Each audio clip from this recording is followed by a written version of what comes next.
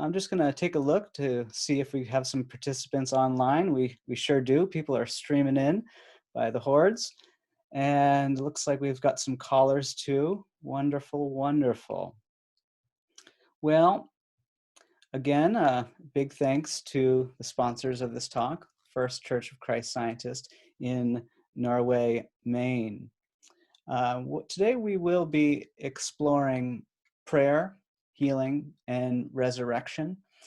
And I was just looking at the paper in Portland, Maine here, which serves both the community of Norway and out here in Booth Bay. At least they have many readers.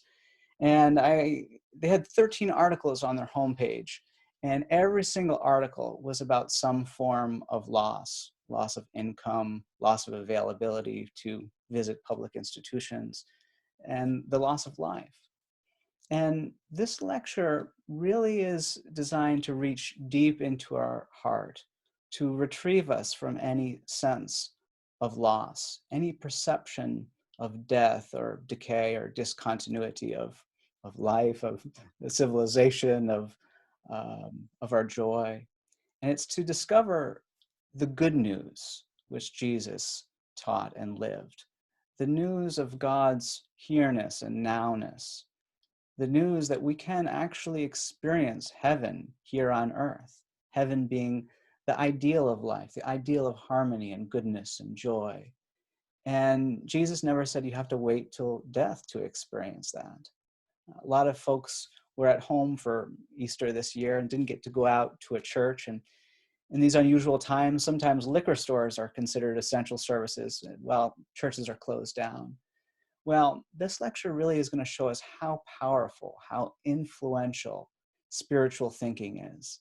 And this church being sponsored, or this talk being sponsored by a Christian Science church, those two words coupled or mated together, Christian Science, it often causes cognitive dissonance to the modern ear. People are saying you can't ally science with religion. Religion is about just faith or mere belief, and science is about understanding.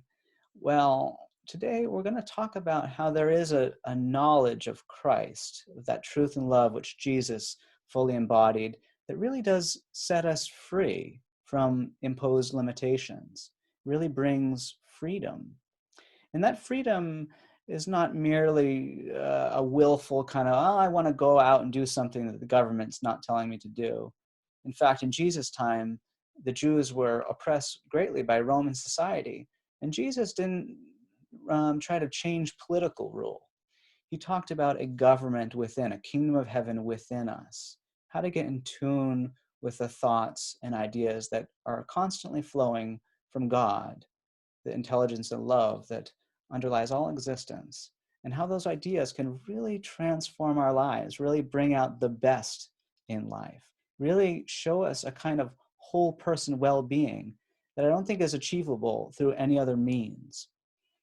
And I want to share with you just right off the bat, this is sometimes a healing that I wait to an end of a lecture to kind of share in a dramatic fashion, but just want to share with you something that happened to me as in my role as a Christian Science practitioner.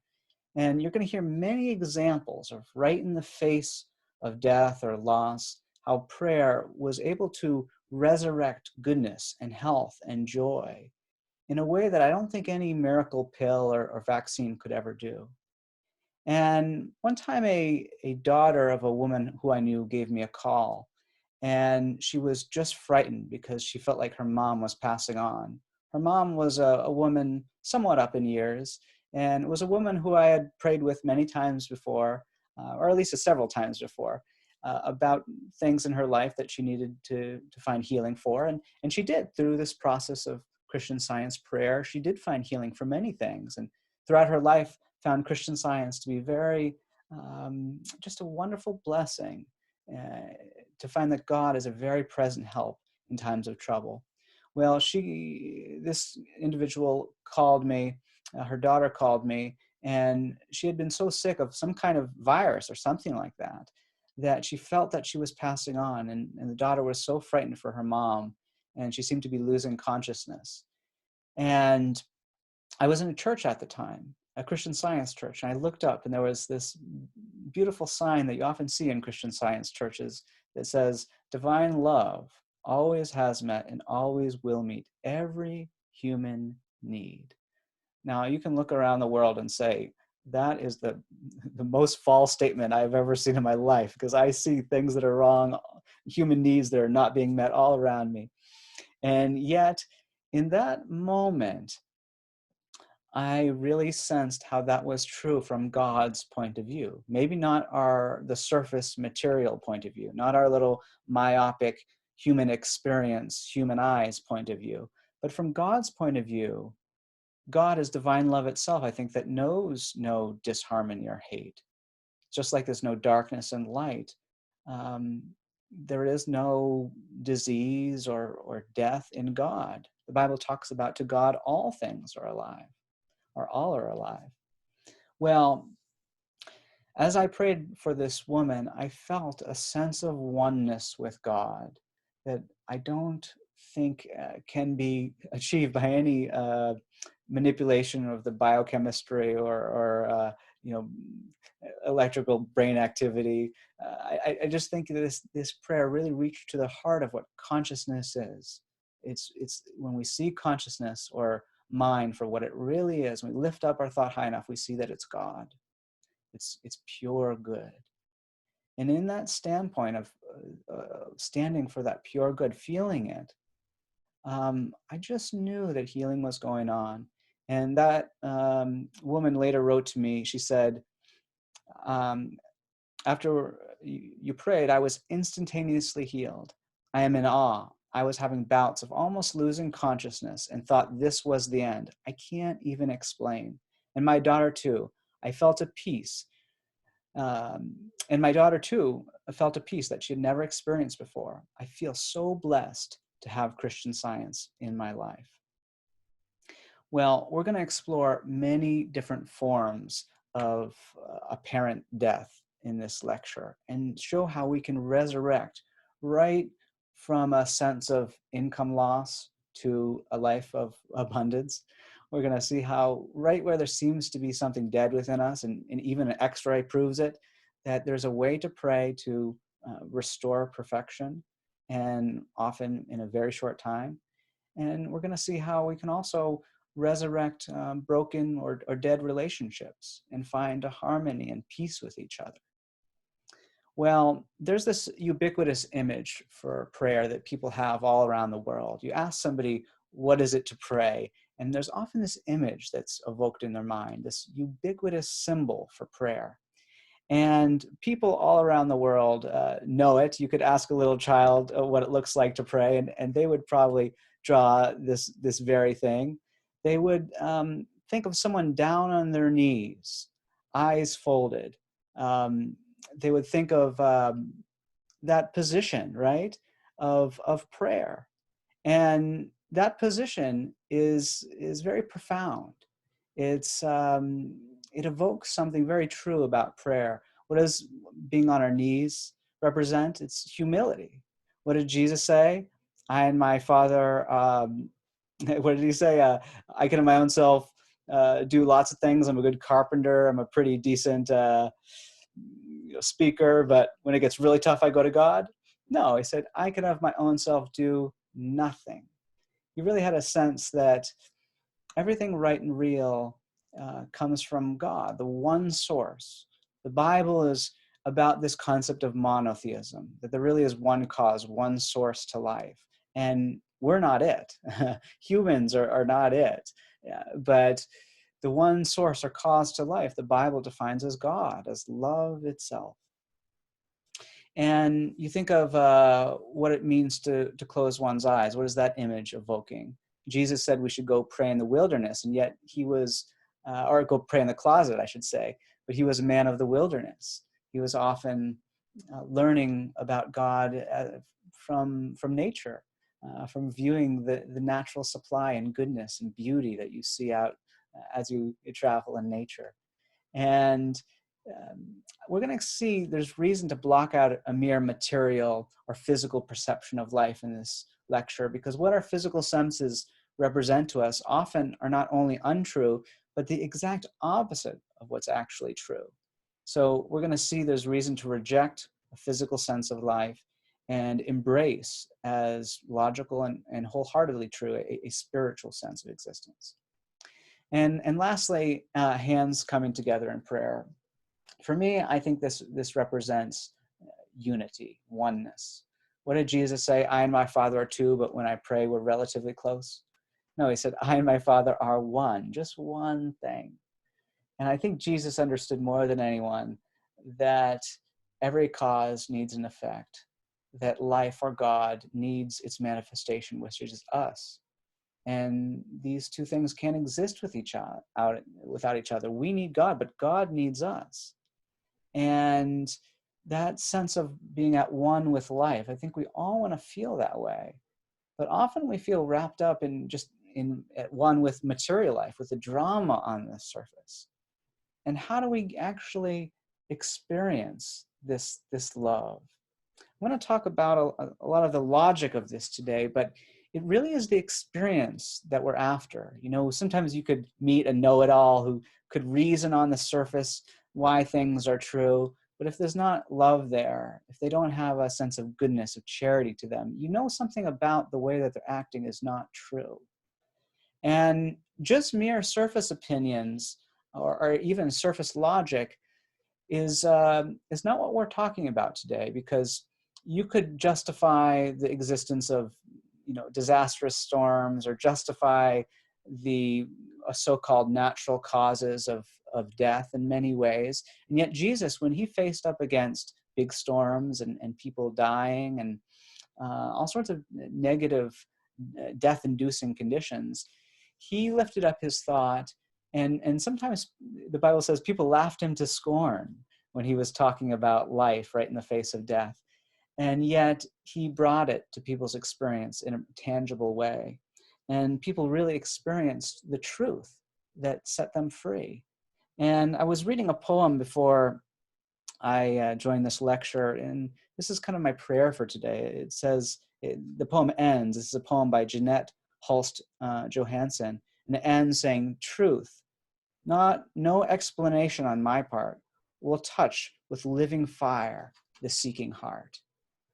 And it just made me think about this time when Jesus died. And it's interesting, when the disciples were living with Jesus, they must have seen so many wonderful healings. Jesus didn't just teach about overcoming sin and sickness, but also death. And he raised people from the dead, the Bible said. But when the disciples witnessed Jesus dying, they were so impressed with it, so with its finality. They were so impressed with the surface image of it that they just went back to fishing. They kind of gave up being helpers and healers in the way that Jesus taught them to be. And they just went back to fishing, so forlorn. And yet there is this wonderful little passage in the Bible. It's called the Walk to Emmaus. And all of a sudden, two of the disciples are walking, and they're so forlorn. And all of a sudden, Jesus appears next to them. And yet they're so wrapped up in their own narrative. They're so wrapped up in their own narrative of things. And boy, they had good reasons to believe why Jesus was dead. But they were so wrapped up in the image of it that they couldn't even recognize the Christ right next to them. And they were complaining about all these bad things. And Jesus said, what things? As if to say, haven't you been listening to what I've been teaching all along? Don't just judge things upon what's on the surface. Go to God to inform you how to feel and how to act and how to bring out joy and health. Go to God, not what seems to be the bad news.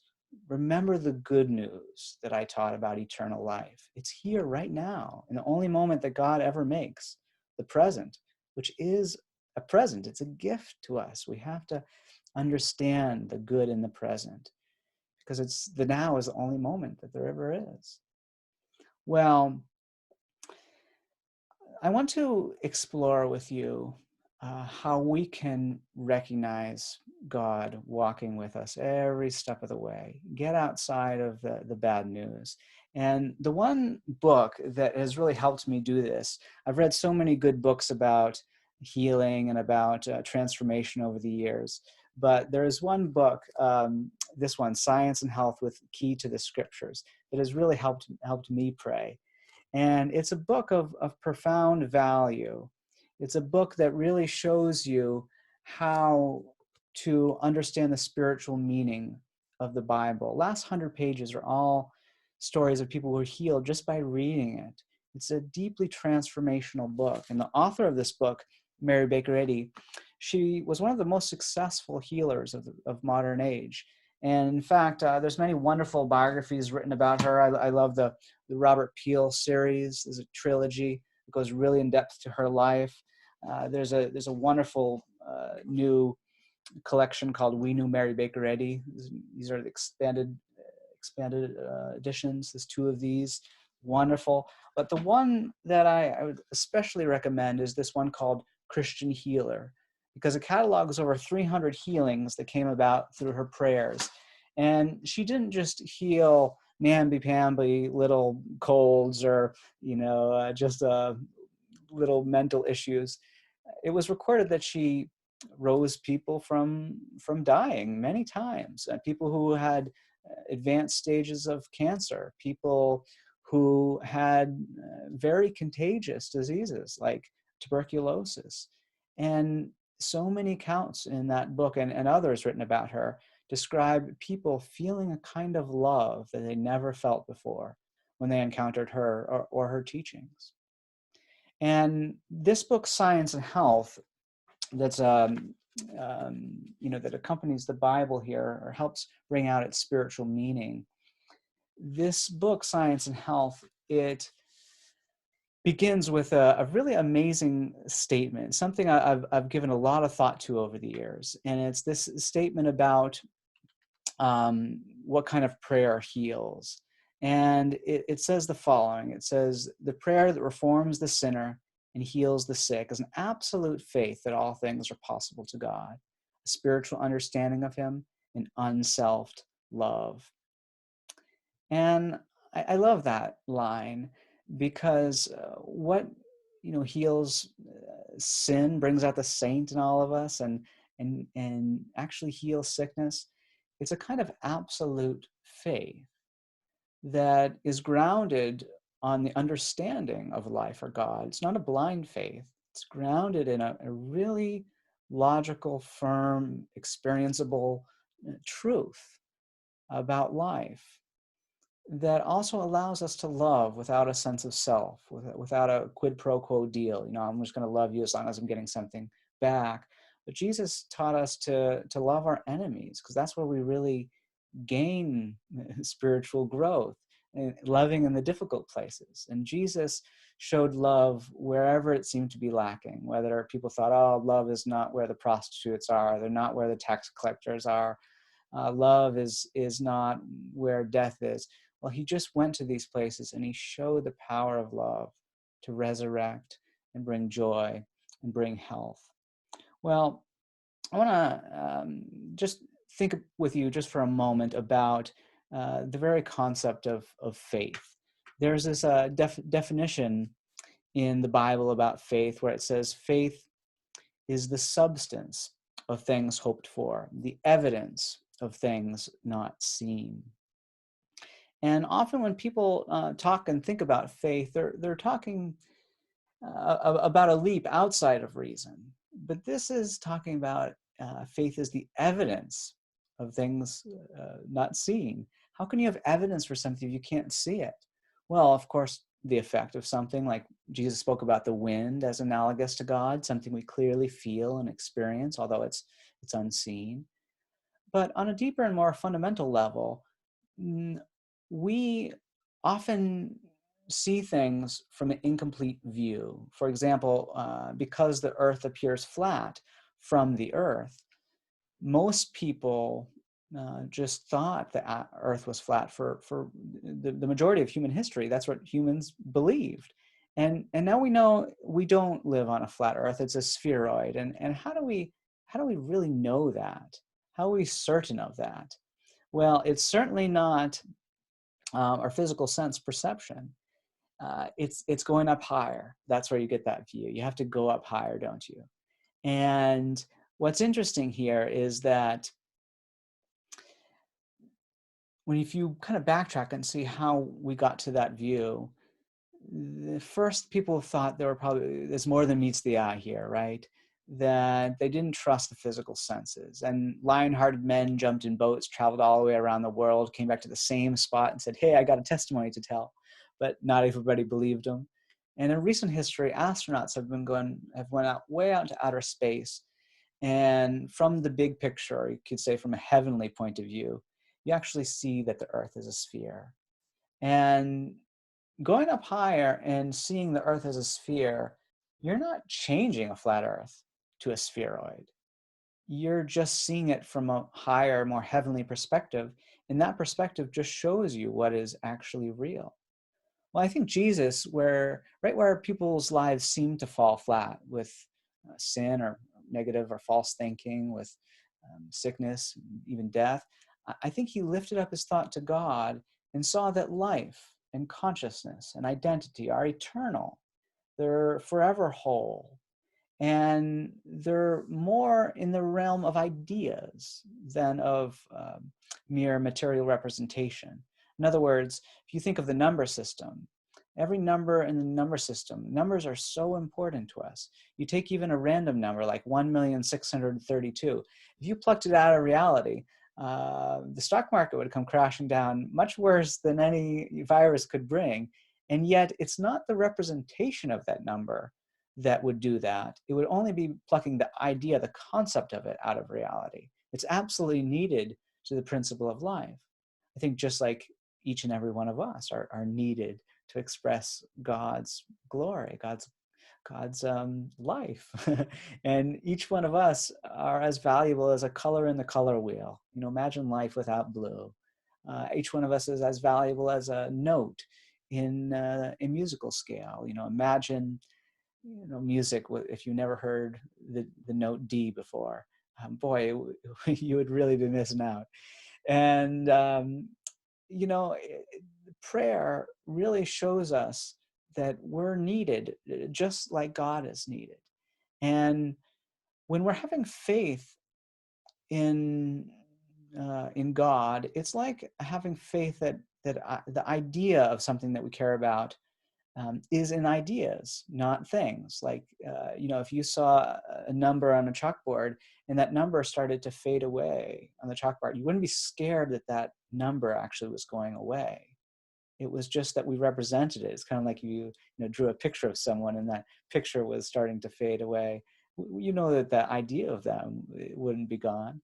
And so when we're getting evidence for something that's not seen, it's often in the realm of ideas. And when you know something in the science of mathematics or the science of music, you can know it mentally. Science and Health actually talks about the music of Beethoven, how he composed mentally. He heard things in his mind's eye, you could say, or his mind's ear. And he was able to hear this beautiful music and receive it and eventually write it down, represent it. But it was something that happened in the realm of ideas. Well, I want to share with you how an experience where I turned to the right idea of life. And I really experienced a kind of restoration, a resurrection to goodness, right where loss was so in my face. Well, this happened years ago. I was traveling out to a friend's house in Western Massachusetts, and they lived out in the hills or the mountains, you could say. And it had been snowing a lot that day. The snow was coming down really hard. And yet it had stopped snowing, so my windshield wipers were off. And I was driving around a mountain bend, just up in these mountains. And a big gust of wind came across the mountains or these high hills. And all of a sudden, a huge amount of snow that was hanging on these overhanging pine trees fell on my windshield with a big poof. and just completely whited me out. And it was, shocking and surprising and loud and disturbing. And immediately I put my windshield wipers on as quick as I could. But since it was such fluffy snow, it took a while to get it off. And as I was driving around this corner and couldn't see, I was so nervous. And by the time I could see, it looked like I was headed off this cliff ledge or this little precipice. And it was as if time slowed down, and I had two options in front of me. One, I could kind of jerk the wheel to the right and try to get back on the road, be the hero. And that's what my human will wanted to do. But Jesus always prayed, not my will, but thine be done.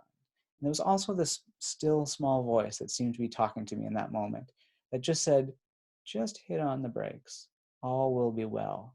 And there was a tree in front of me. And if I knew if I hit on the brakes, I would slide and I would probably hit this tree. I will certainly hit this tree. And that would probably keep me safe. I wouldn't go off the cliff at all. And so that's what I did. I hit on the brakes, slid, hit that little that tree, and I felt a deep sense of reaching out to God with my whole heart in that moment. Because after I crashed, it was a pretty serious crash. It seemed like the car was definitely totaled, and there might be injuries to my body. And I before doing anything, I just reached out to God. And in that moment, there was a little snippet from Scripture that came to me. And what it said was, it said this: I have set before you life and death, blessing and cursing. Therefore, choose life. That's from Deuteronomy 30:19. And that little snippet came to me. And what it meant was there was two options for me in that moment. I could choose just to buy into the material senses. Okay, this car is totaled. It's my beloved possession. I love this car so much.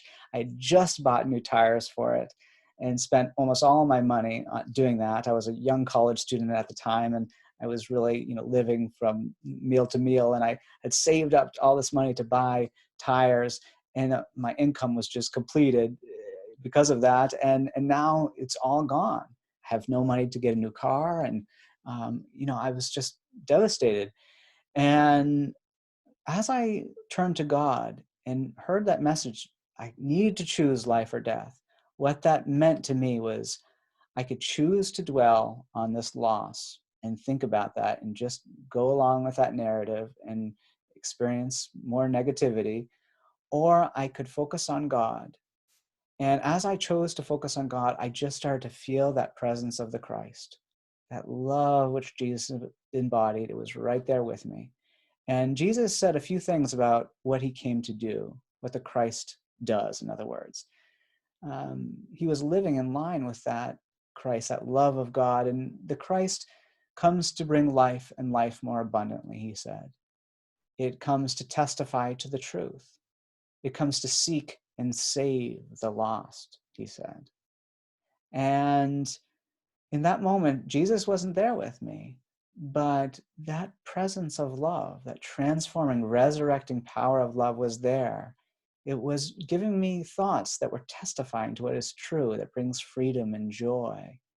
Like, you are my beloved son, Nate. God was right there just letting me know all will be well. And since I had been studying Christian Science, I was learning more and more how to turn my thought, how to hear those messages of love. And I just felt so confident in that moment that God's law of goodness was at work in my favor. As it says in Science and Health, progress is the law of God. It's not the law of chance, but it's something we kind of have to wake up to. And in that moment, I felt kind of so empty of self. I knew I couldn't solve this issue on my own. And I just put all of my heart, all of my faith in God's hands. And that felt so good, so right. Someone came, they picked me up, brought me to their house, gave me some hot tea, comforted me. They were just such an angel. They drove me over to my friend's house. The first thing that my friend said was, don't worry, Nate. I just bought an old car.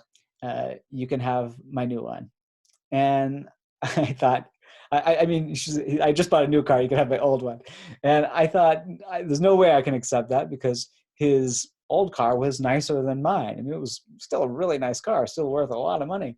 And yet he told me a story of how he was essentially gifted that car, and that he just felt, moved to give it to me.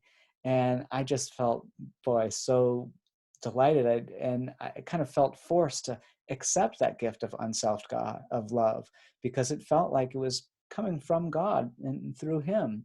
And what was still kind of annoying was that fact that I had just spent all that money on those tires, and that still felt like a big loss. Okay, I got this new car, but bummer. I just did that. Why didn't I, do that a week later, and I wouldn't have gone through this loss of money. And when I brought those two cars into the mechanic the next day, the mechanic said, "Yep, your old car is totaled." He said, "I looked at the new car from top to bottom. It's perfect. Great car. You really lucked out in this one." And he said, "You know what? The only thing that it needs is new tires. The old tires are just bald."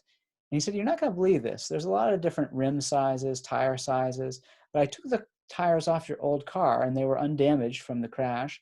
And they're the perfect fit for this new car." And the mechanic was just shocked at this. And he said, "I put them on, your car is as good as new." And it was perfect, perfect. And what I've learned about in prayer is that as we really wholeheartedly turn to God, we can discover a life that's fitted just for us. So many times I've reached out to God, and the answers that have come have been just fitted, tailor fit for me. Sometimes it comes in a tangible expression like that car. One time I was praying for a ring, and I found a ring on the floor, exact size of the ring that I had lost.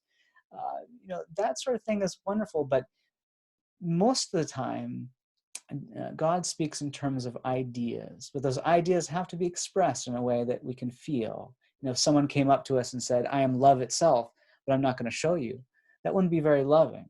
So the love has to be sensed, has to be experienced.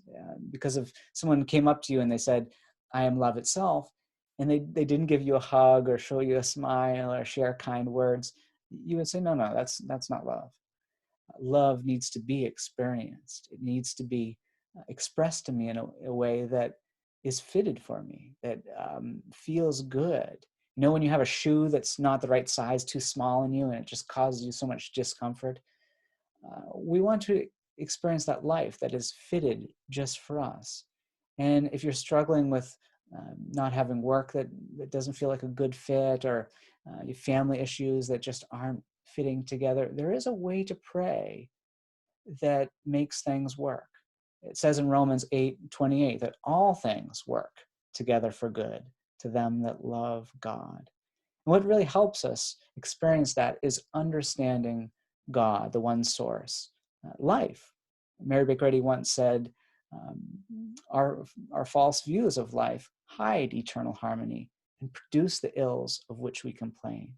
Our false views of life hide eternal harmony and produce the ills of which we complain.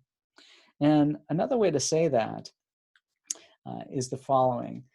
Mary Baker Eddy also said that it is our ignorance of God, the divine principle, which produces apparent discord, and the right understanding of him restores harmony.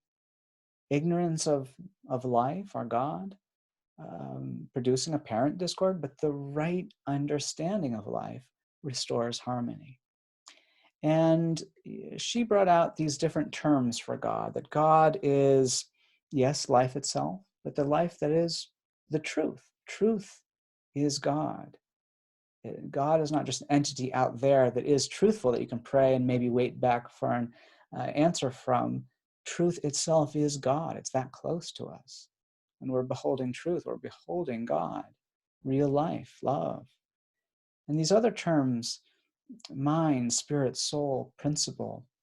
I love that word principle. It comes from the same root as the word prime, meaning that it's irreducible. You can't explain it in terms of anything else.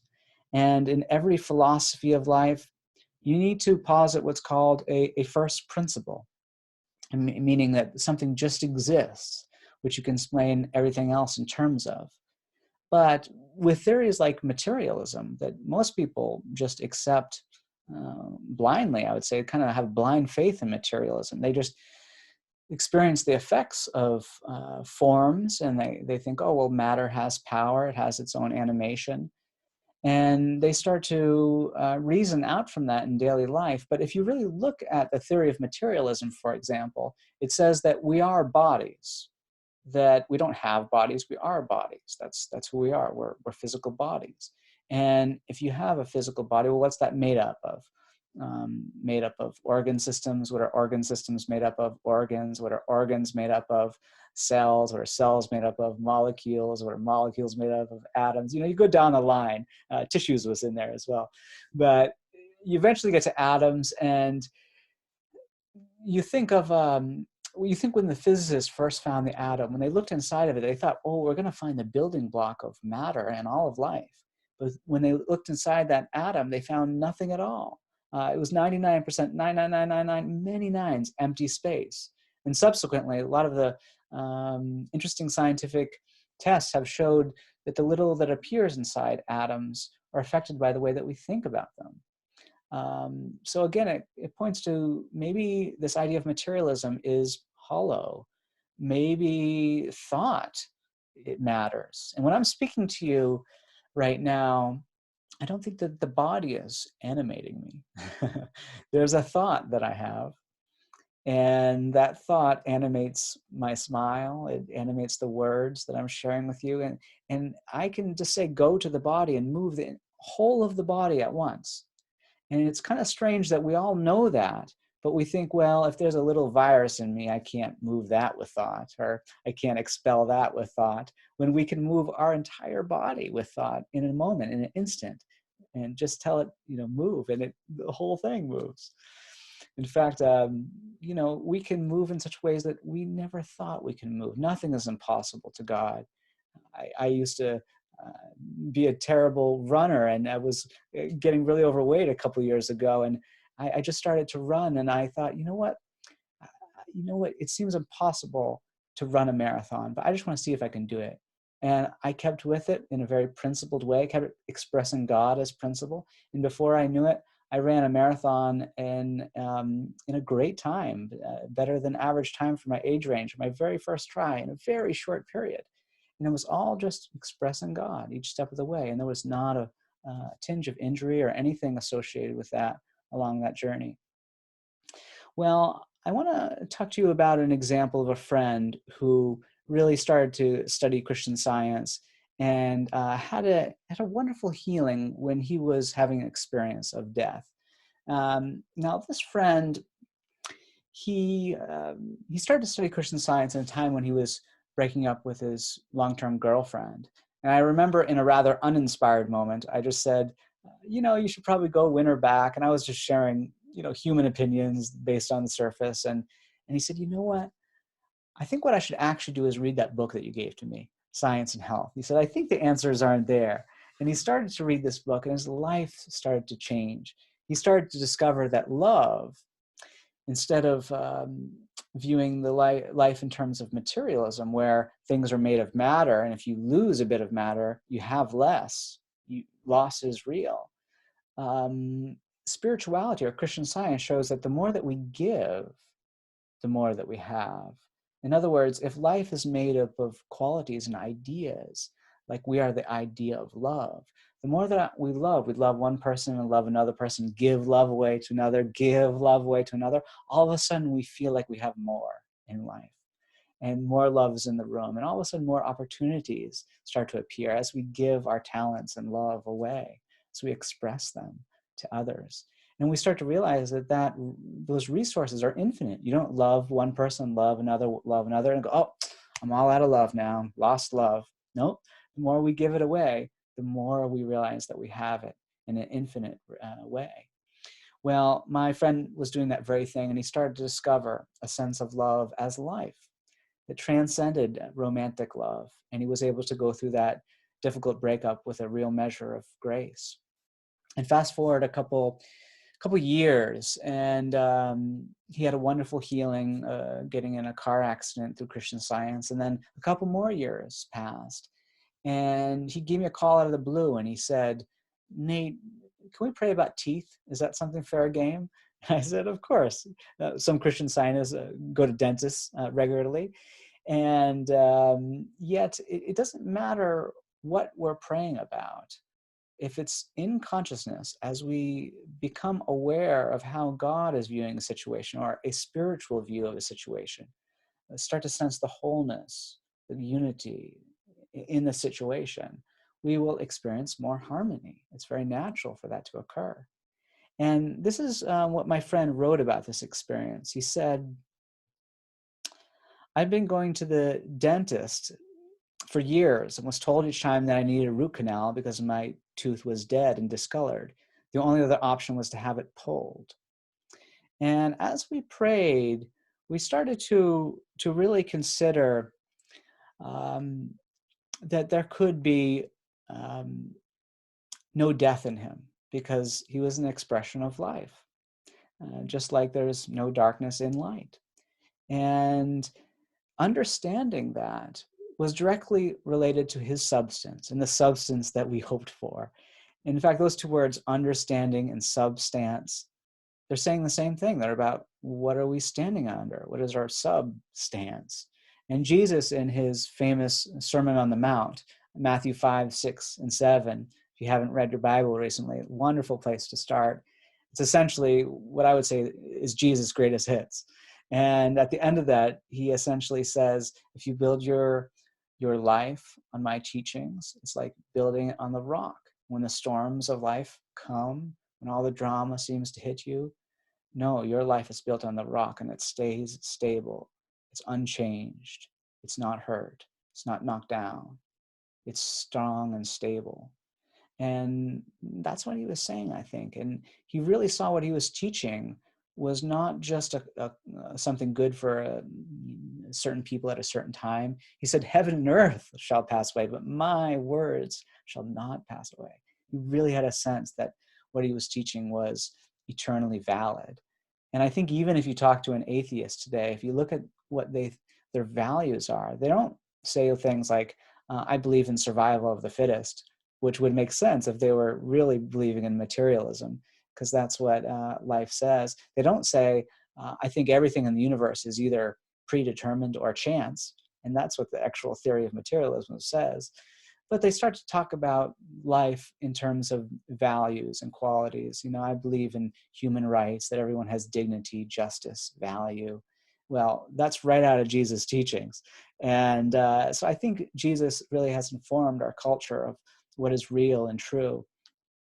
And, you know, there's an analogy that Jesus shared. He said that he was like the light of the world.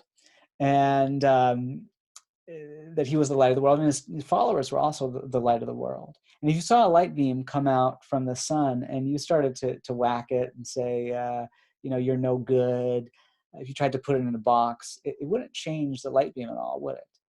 And the reason why that is the light beam is coming from the sun, from one source. Uh, and that idea of monotheism, one source, is relevant here. Every light beam comes from one source. It has one cause. And it's not affected or stopped forever by any material thing, by saying something to it, by trying to manipulate it, by trying to box it in. If you put it into a box, you open up the box, light beam wouldn't be in there. Why is that so? Is because everything that's in that light beam comes from its source and it's brand new every moment.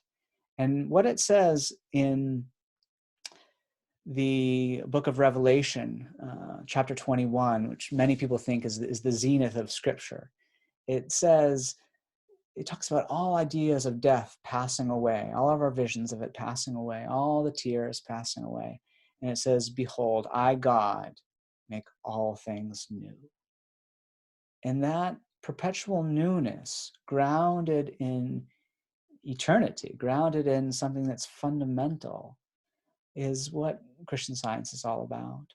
And as we were praying about that tooth issue, really sensing that his substance was incapable of decay, just like a number is incapable of decay, because everything in him was made and sustained by God and forever made new as well.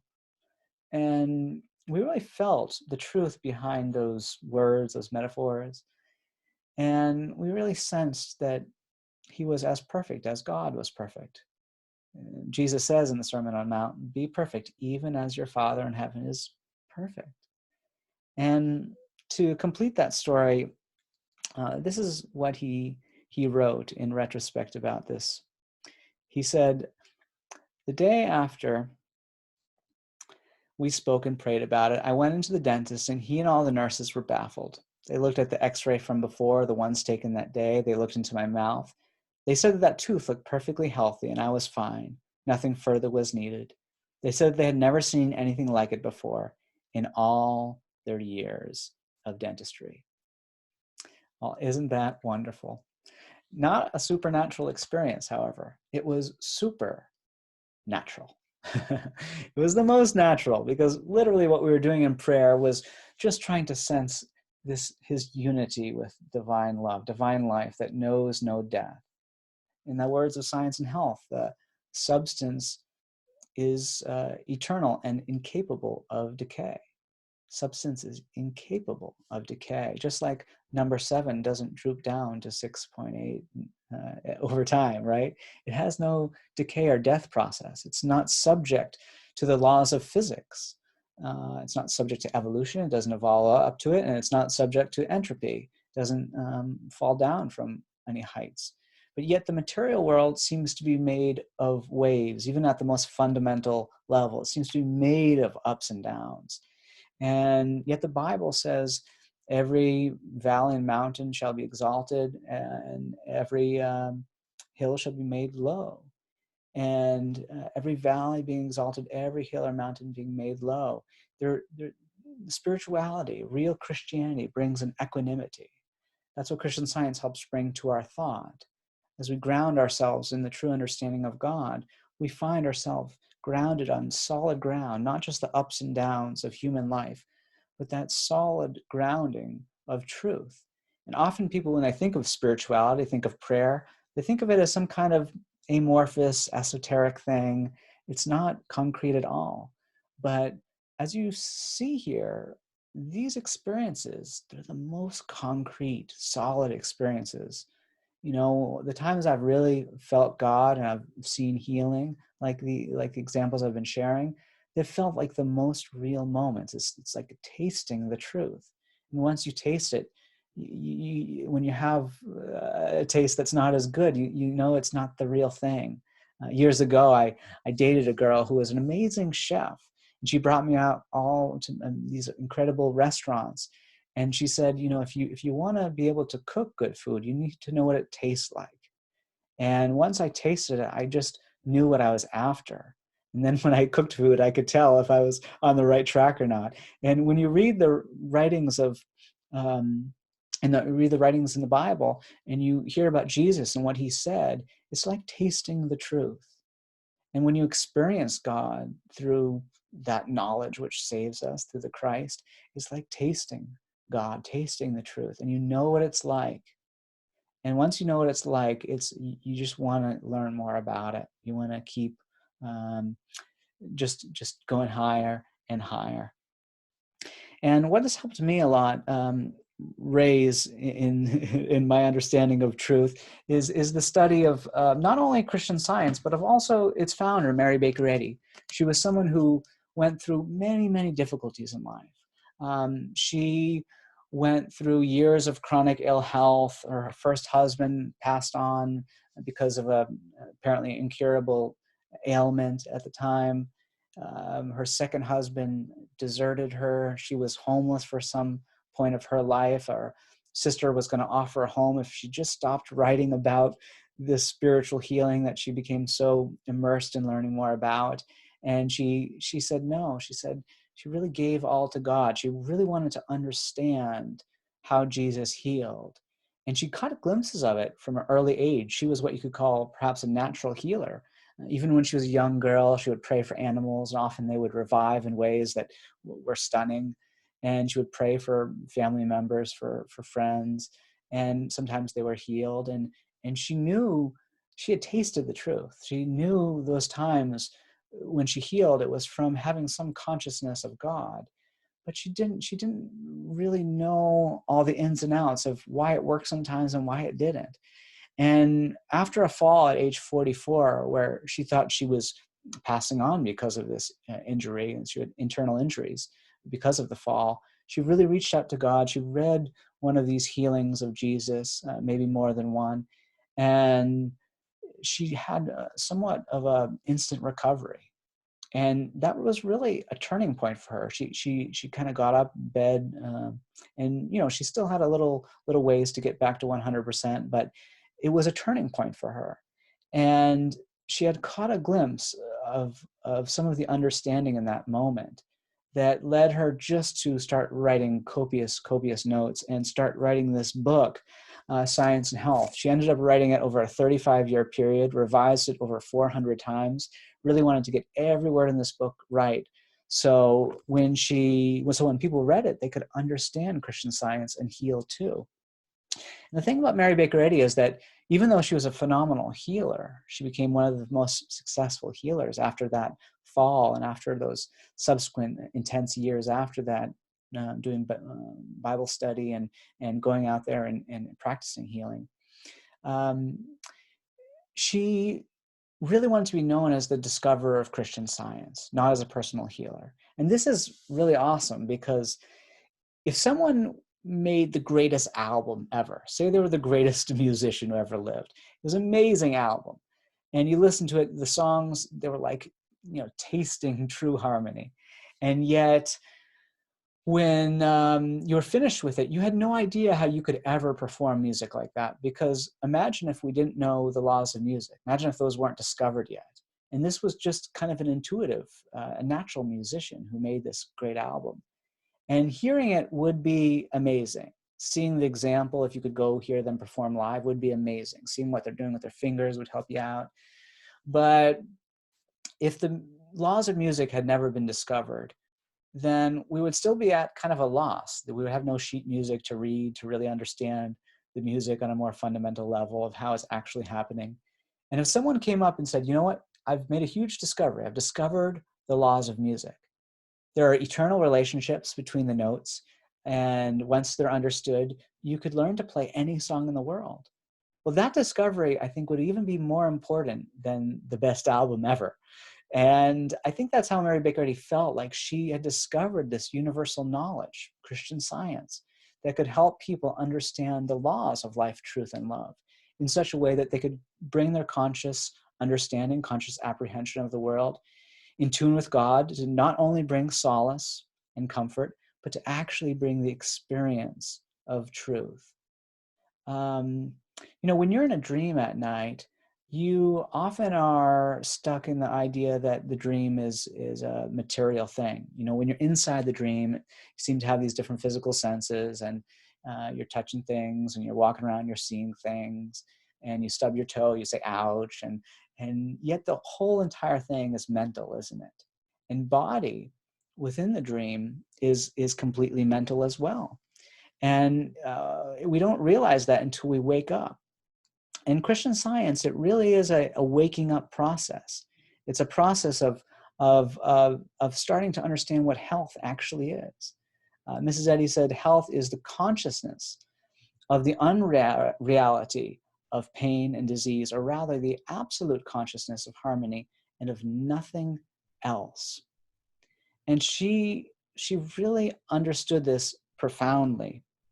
And she really wanted others to be healers as well. She really felt that this was something for everybody. Just like Jesus was a teacher, he was looking at everyday simple people and saying, you guys are going to do the things that I did and even greater, because I go to the Father. In other words, because I learn from God. I go to God for what I need and know. And he was teaching others how to do so. Mary Baker Eddy really had that same feeling. And there's so many things about her life that are extraordinary. She really had a feeling that she wanted to unlock people from these false beliefs that they're holding about life. She said, I saw before me the sick wearing out years of servitude to an unreal master in the belief that the body governed them rather than mind with a capital M. The lame, the deaf, the dumb, the blind, the sick, the sensual, the sinner, I wish to save them from the slavery of their own beliefs. And she really saw that one of these beliefs that enslaves us is thinking that people are the cause of our happiness or joy or sorrow. She said once in a letter, "At all times, let your trust be in God, not me. Personal contagion comes of thinking of me as a person to bear your sins or to be a personal medium of your salvation, for I am not. All that I do for you is by means of my pen and teachings. I can do no more." She really pushed people to understand the science of love, the science of the Christ, and not rely on any personal savior. You can just imagine if Jesus came back on earth, everyone would be flocking to him. But when you were around him, you could feel joy. And then the times you weren't around him, you might feel a sense of just longing to be with him. But if we could have the same mindset as Jesus, that's even better than having him here physically or personally. And that's what Mrs. Eddy realized through the science of Christianity. It's a fulfillment of the promise that we can have the same mind that was also in Christ Jesus, as the Bible says. So I want to just share with you one example of a woman who met Mary Baker Eddy. Her name was Harriet O'Brien. She had many, many ills, chronic spine issues, chronic heart issues. She picked up an iatrogenic ailment, something caused by medical intervention that went awry. One of her ligaments was severed by accident, and she was limited to a wheelchair. And Harriet O'Brien, she, in her moment of absolute need, what she talked about as death's throes, where she was being watched around the clock, thinking that she could pass on at any moment, someone who was taught by Mary Baker Eddy started to pray for her, and she quickly started to revive. She got better so quickly that she started to think all things are possible to God. Maybe I could even walk again. And she prayed with that practitioner week after week, month after month. It didn't come quickly, but eventually she got up out of that wheelchair, started to walk. She was made new, resurrected to a life of newness. She had been so sick. She had lost her ability to speak. Her motor movements had slowed down. And she had to relearn how to write, relearn how to speak. And she did. She became a very successful woman, eventually worked for Mary Baker Eddy. But right after the healing, she wanted to meet Mary Baker Eddy so bad. She probably thought that she was the cause of all this. Well, when she went to meet Mary Baker Eddy, this is what she wrote about that remarkable experience. She said, "Transparency is the word that best expresses my impression of Mrs. Eddy. Instinctively, I felt her great love, and I was conscious that no one I had ever seen loved me as much as she did. My entire thought was filled with a spiritual illumination, and there was a glory in the sunshine and landscape, as though a breath of heaven had swept earth and enveloped me." Sounds like a good day, right? Well, if I was her, I would have said, "I know where I'm going to be tomorrow morning, getting another taste of Mary Baker Eddy." But what she tasted in that moment wasn't just that, oh, this person's so great and I'm addicted to their personality. Just like when people met Jesus, they didn't walk away saying, this is his physical characteristics, or these are his physical characteristics. You know, he's this tall, this color hair, he's got this kind of smile, and I like how he likes this kind of food, or he's got this way of walking. No, people didn't describe his physicality or personality at all. They felt God. He was a transparency to God, right? And people also felt that similar way when they encountered Mary Baker Eddy, that as she walked humbly in the footsteps of Christ, she started to learn more about what Jesus really meant and lived. And she was able to somewhat express that same kind of love that Jesus did, the same kind of love that we can learn to express. And what's so interesting is that Harriet O'Brien said she had a question in her heart. And the question was, can I be a healer too? And the moment she met Mary Baker Eddy, she said that question was answered without words being exchanged. She went immediately back to her home in Kansas City in America, and she started a public practice of Christian Science healing.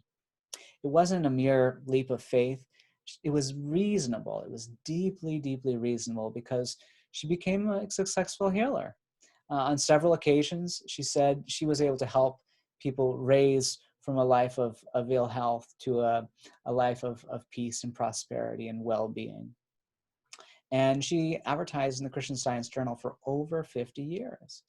Um, just a wonderful life that not only was resurrected to a sense of peace, but not only resurrected to a sense of health either, but resurrected to the ability to bring health to others, to express that love and that health-giving understanding, spiritual understanding.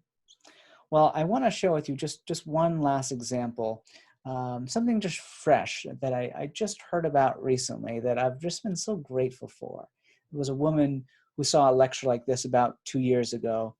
And she said it was a turning point in the healing that she had worked on for many years.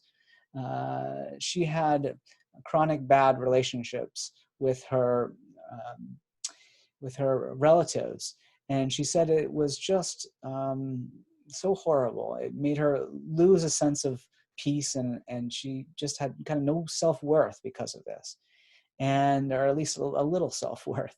And she really dedicated to pray about this. And after seeing a lecture like this 2 years ago, it was a turning point for her. And eventually she called me up, and as a Christian Science practitioner, I shared with some thoughts with her. And one thought that she said really resonated was that prayer is like mathematics.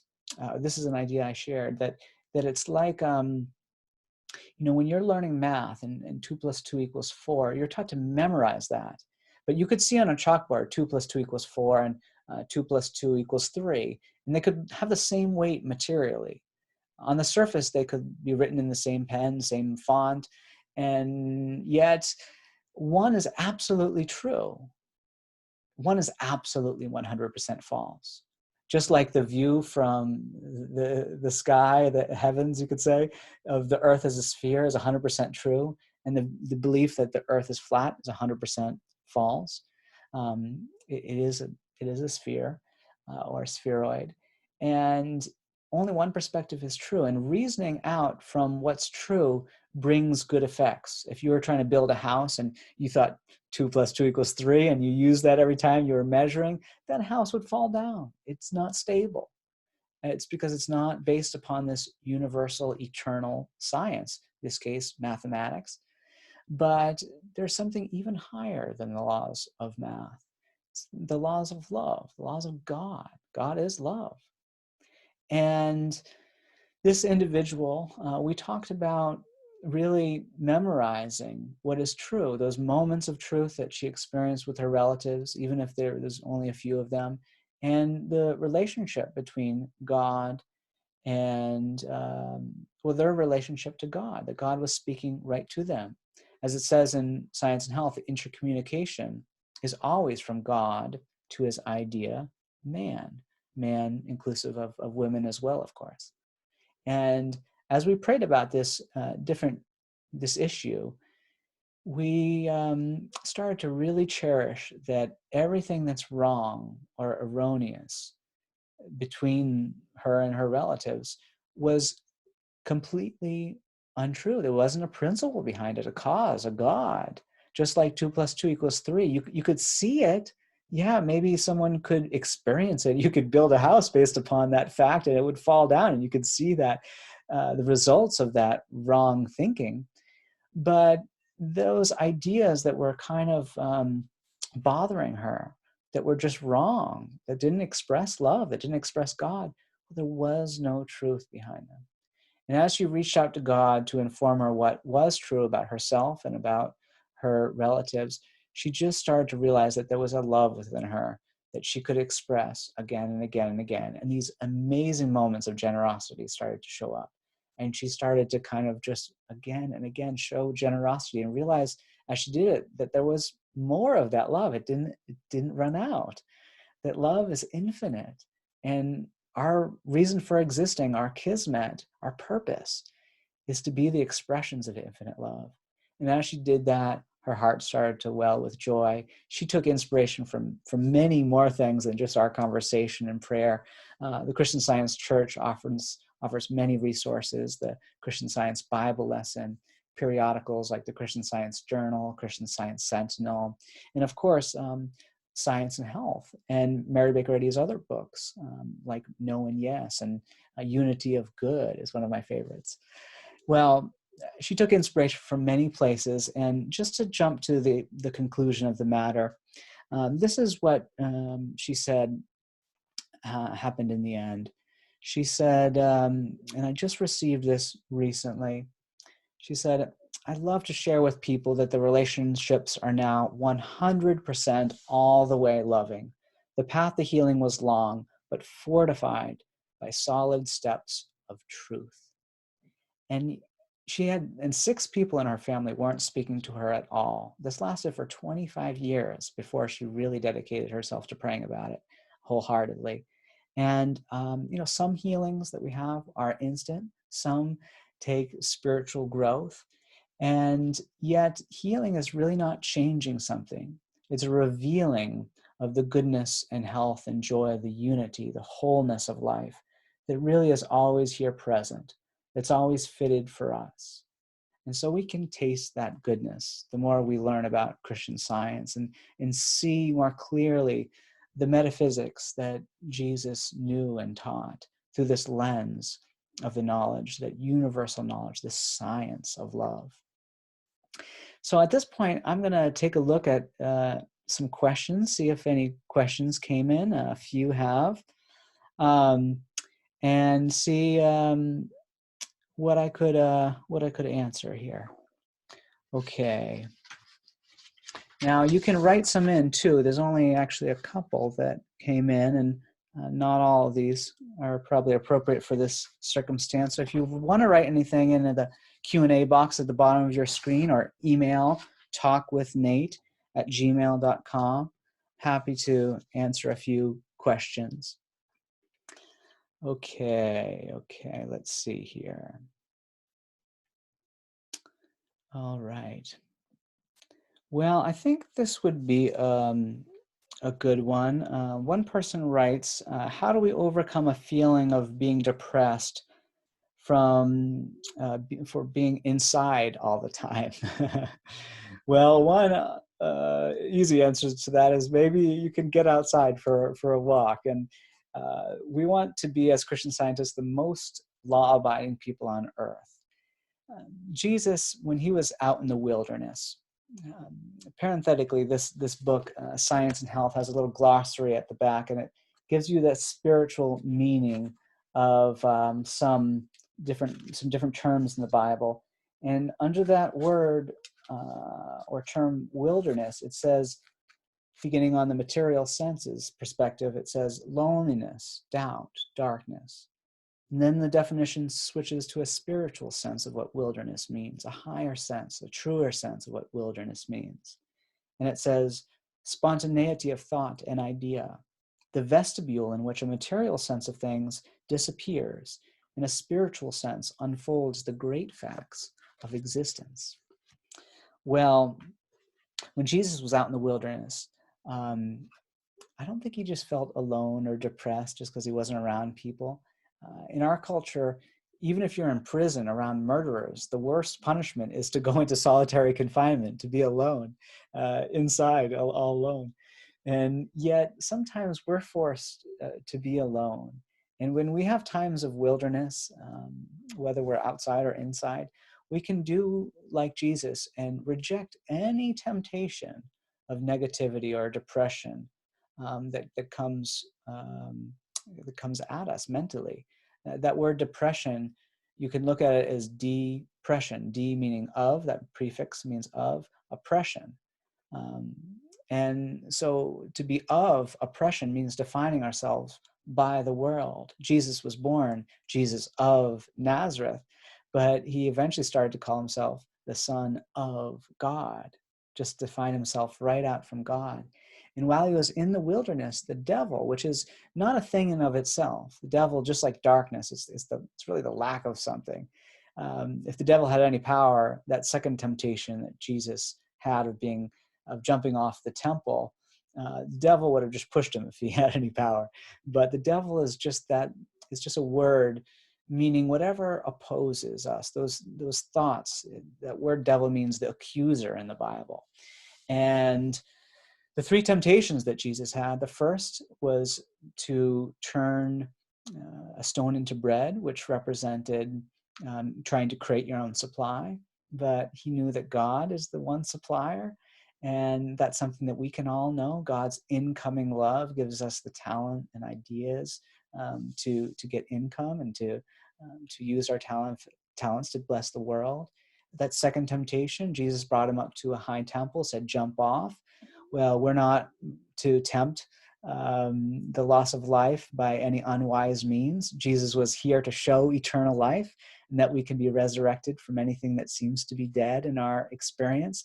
And yet we do that with wisdom by obeying the law. Jesus said, give unto Caesar's what is Caesar's, give unto God what is God. So we can do the things that our government tells us to do, all at the same time understanding spiritual truth, being uplifted right where we are.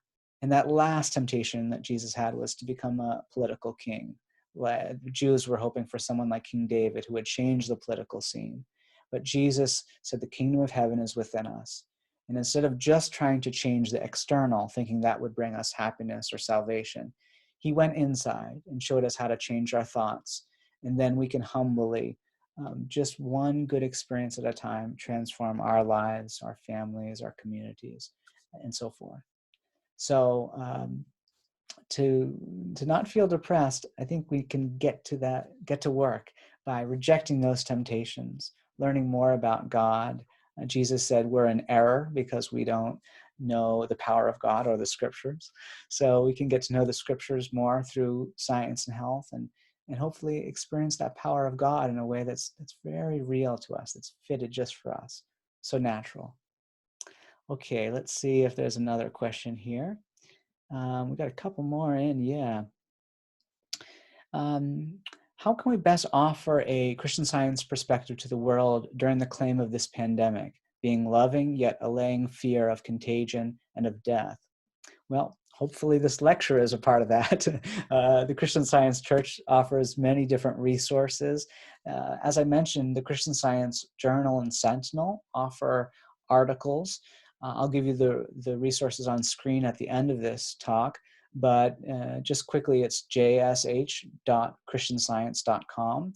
And there are many articles written by people, many resources on that site, as well as just christianscience.com, that deal with this pandemic in a modern language and share experiences that people have had all around the world praying about this pandemic, or just the ideas that are percolating to the people's thought during this time. So that's a wonderful resource as well.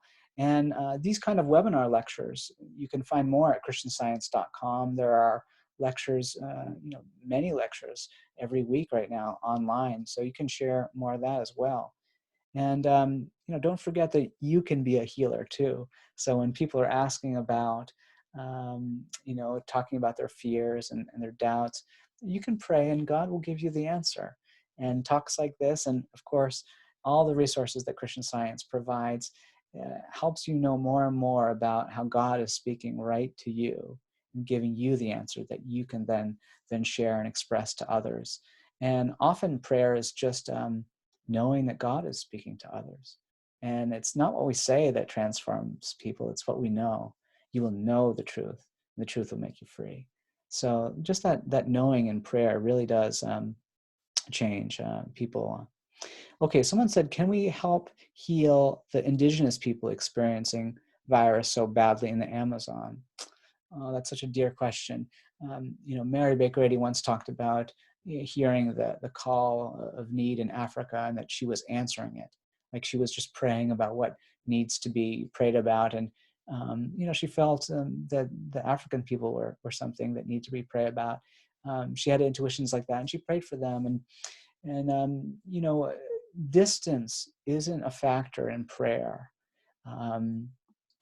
It doesn't matter. You see Jesus, especially towards the end of his ministry, healing from a distance a lot. And that ideas don't have any distance involved in them. You know, you don't have to go anywhere to realize 2 + 2 = 4. It's just true everywhere. It's as true right here in my life as it is it true to the world as a whole. And when we have victories in our own life, we can know those same truths for the world, and that will be a blessing for them. I have a friend who once was new in the practice of Christian Science, and she didn't know how people would find out about her and how she would make an income through this healing practice. And she would take the Christian Science Monitor, which Mary Baker Eddy, um, gave rise to in her late 80s. And she wanted this newspaper to injure no man, but to bless all mankind. And this individual, she started to read through the Monitor every day, and she was reading a lot of articles from places that there were indigenous people and places that were very far from her home. And as she prayed for them and prayed for those the ailments that they were dealing with, she started to get calls from people from those far off places and asking for help. And she was like, "How do you know my number? And how did you get my number?" And each person shared, a story of that it was just a God thing. It was just, it was a God thing that they came up with that number, were led to that number to call. And so, as we pray for others, they can feel our healing effect. Distance is not a factor in healing. And, you might find them calling you. So, it is wonderful to pray for the world, to really live in an unselfed way. It really does bless ourselves first. Loving is its own reward. But, when you think about a problem, you want to know the correlative truth about it in such a way that burden, that reality of the problem starts to feel unreal to you. When you really start to see, oh, that's not true because of this other fact, you know that the power of God is right there, because truth is God. Okay, so someone said, when things go well, like your car accident, do you think it was just good luck? What do you say to those who think it was a coincidence? Yeah, of course. So, a lecture like this, if you take any one example and you say, oh, I could chalk that up just to a coincidence. Yeah, you can do it for one example. You might be able to do it for two or three or four. But once you start to get a multitude of examples like this, and you see that it came about from those moments of high conscious understanding of God, that it flowed naturally right after or subsequently, that there was a kind of a naturalness to experiencing God through prayer, and then it being externalized in a way that matched that prayer. You start to see that there's consistency there. That's one part of the answer. And I would say the other part of the answer is from my experience, I've had many examples, and I'd like to share one in every lecture, that things really cannot be explained medically or physically, not just a coincidence, really impossible to our material sense perception. That car story, maybe you could explain that, but what about that dead tooth? There was an x-ray of that dead tooth. And then the next day was perfect. And the dentist said they'd never seen anything like it in all their years of dentistry. Well, I don't think that there's a physical explanation of that. I've had many other examples in my life where you just can't explain it away in terms of a coincidence. Sometimes healing takes work, but sometimes when it's instant, there's no other explanation. There is no other explanation. And it really does awaken you to this spiritual view, because you only need to break a law once for you to know that it's not an eternal law. Like if you went up to outer space just once, maybe it was back in the day when people didn't know any of the physics to explain that the earth is a sphere. Maybe if you went out into outer space and you saw it as a sphere, when you came back, no matter what, when people were saying, all these things, and then you walked around, you see the flat earth all the time. You look out to the horizon, it looks flat every time you go to the beach. Just seeing that once, experiencing once, you would know, well, even though it seems like this to my material sense of life all the time, that life is just physical or limited or in the body, I saw it. In this case, I saw that the earth is a sphere, but in the case of Christian Science, you see that life is spiritual, it's mental, it's in ideas, not material representations. And once you really taste that, or really see it, or really have an experience of it that is just so clear, that I prayed about it, I felt this way, I knew the truth, and then I saw the truth, then there's just kind of no going back. And if you read testimonies on jsh.christianscience.com, you will read about tens of thousands of accounts of people all around the world who really experienced a consistency to healing. And you'll really see through the consistency that it's not just coincidence. Someone said, how can we share the truth that contagion is mental, not physical?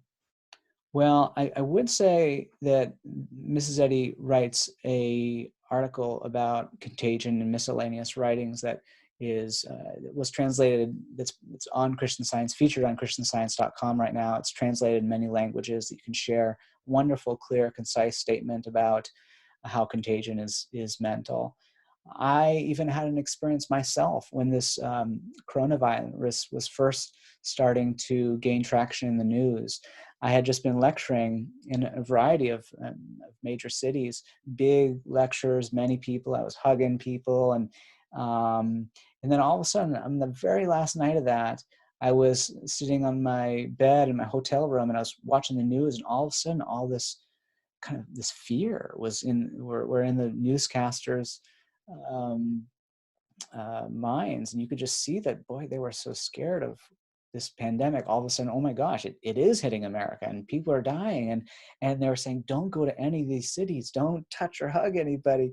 And I looked at the map and I thought, oh my gosh, I just went here and I went here and I went here and been touching everybody and hugging everybody, and I just immediately felt like just these deep uneasiness and sickness in my body. And I just kind of laughed out loud, because for a living, I help people find health and joy and prosperity right where it appears not to be, to the physical sense point of view. And yet I know how fear causes ill health, and I felt that fear, and I experienced all of a sudden these symptoms. And I kind of just brushed it aside, being like, that was ridiculous. Obviously, let that go. But you know what? Throughout the night, those symptoms started to gain traction. That fear that was on the news, the talk about sickness, all of a sudden I was experiencing it. And it got so real throughout that night that I was sick. I was really sick. And yet I just sat down and I started to really give myself a strong Christian Science treatment. And I realized that in that moment, I felt alone, isolated, in pain. But really, I wasn't alone. I was all one with God. And God's allness, God's oneness is, when understood, it decimates, it destroys fear and its accompanying ailments. And as I started to feel and understand more about my oneness, as I was reading the Bible, reading Science and Health, trying to find and immerse myself in that idea of being at one with God, I just started to pick up that spirit of truth. It became more real to me as I prayed about it. And as I started to realize more and more the presence of that consciousness that constitutes love, absolute consciousness of harmony. And all the symptoms just went away, and went to bed fine. And when I woke up, they weren't there anymore. And yet they were so real. I mean, they were there. They were there, just like anything else is. And it's so helpful for people to realize that they're not masters to matter or the body or their external situations or the political scene. that mind ultimately governs us. Before Jesus healed, he often said, I was moved with compassion, moved with a love beyond himself. And as we listen to God, we not only start to hear the thoughts that bring joy and healing, but we're moved to express, to share it with others. So you will have the right words or the right ideas to share, or just the right prayers to offer someone that can bring healing and restoration. Well, just to close here, I want to go back to that sentence one last time, the prayer that reforms the sinner and heals the sick. It's an absolute faith that all things are possible to God, a spiritual understanding of him, and unselfed love. And we've been talking about this mostly in relation to God. How do we have an absolute faith that includes understanding and love for God?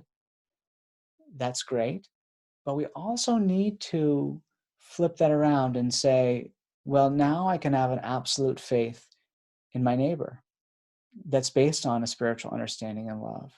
Because Jesus said the whole law was summed up in those two things, essentially loving God with everything and then loving people with everything, or our neighbors. And what that means to me is to have absolute faith in everyday people. Jesus saw these fishermen, these housewives that he took under his wings, and he thought, you guys are going to do the things that I did, and even greater. He really believed in them, had faith in them. So even when we see politicians that are corrupt, or when we see people going out and not doing what we want them to do, we can have faith in people to do what's right. And we can feel a sense of freedom in obeying the law of the land by being good citizens, but by also knowing our freedom and being an example of being free from fear and finding health and joy, not by some material method, but by an understanding of God. Because everyone wants to have that whole person health and healing. And I don't think you can achieve or resurrect yourself to that by any drug or mere material method.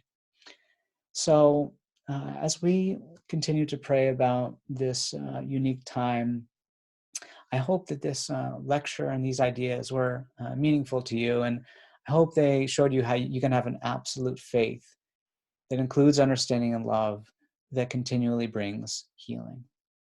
Well, again, a big thank you to the sponsoring church, the First Church of Christ Scientist in Norway, Maine. And if you'd like to learn more about Christian Science, you could go on christianscience.com, go to jsh.christianscience.com, explore some of those articles that I was talking about. And a replay of this event will be posted the next day or two on christiansciencenorway.org. So I want to make sure I got that right, christiansciencenorway.org.